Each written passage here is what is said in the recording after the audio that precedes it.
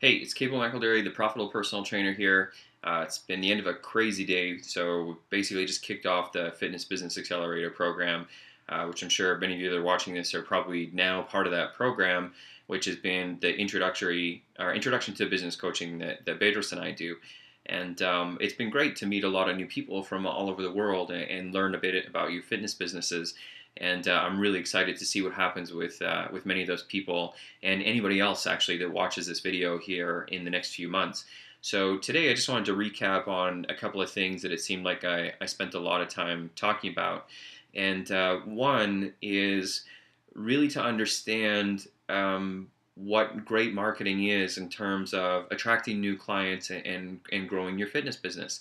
As trainers, we're such methodical, task-oriented people that we get really hung up on the details of training times, training packages, the cost of packages, the layouts, even some of the discussions I've had about advanced business in terms of opening multiple locations and the logistics of that, or possibly franchising or even licensing in terms of how that structure is organized.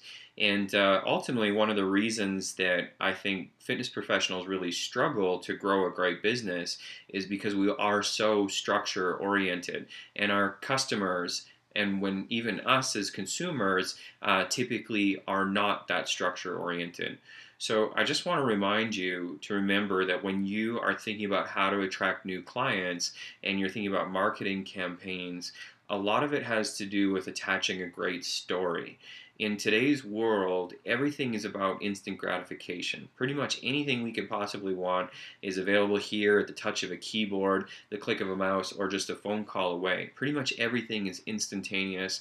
We are more prompted and more wired for instant gratification than ever.